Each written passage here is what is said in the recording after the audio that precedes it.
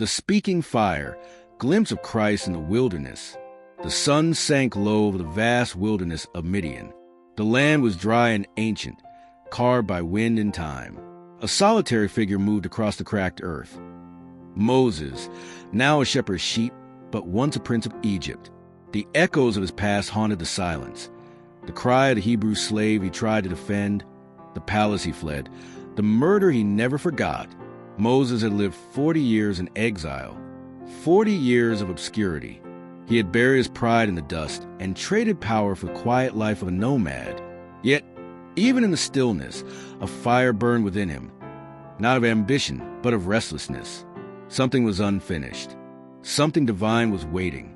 One day, while leading his flock beyond the wilderness, Moses came to Horeb, the mountain of God. The sun was bright, the rock silent. And then, in the periphery of his vision, he saw it, a bush ablaze with flame. But it did not burn. The fire licked its branches but consumed nothing. It stood in defiance of natural law, a flickering mystery in a world bound by dust. Compelled by wonder, Moses stepped closer.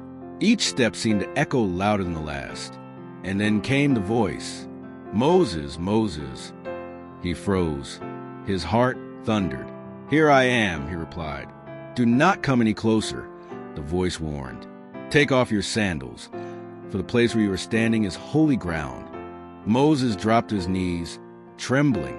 The fire crackled, but it was alive, not consuming, but communicating, not destroying, but calling. "I am the God of your father, the God of Abraham, the God of Isaac, and the God of Jacob." A shockwave passed through Moses' soul. He covered his face. He dared not look. The fire that should have destroyed had instead enveloped him with presence. It was not just flame, it was God. But who was this that spoke from fire, yet did not devour? Who was this that stood in flame, yet invited a murderer, a fugitive, to draw near?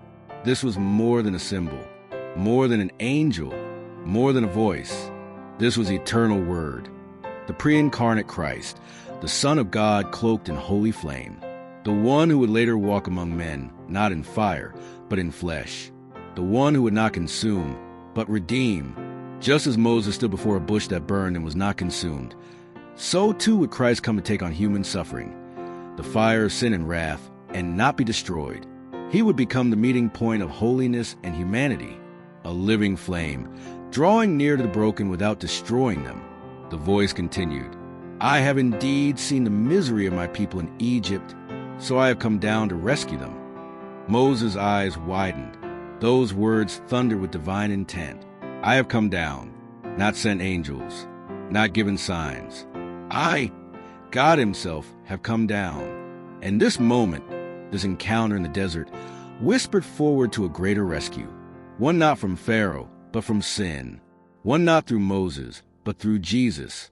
The God who met Moses in flame would one day walk the earth in sandals, touch lepers, calm storms, and climb across to save. And like Moses, we would turn aside to see and behold a God who does not destroy the guilty, but calls them by name and commissions them.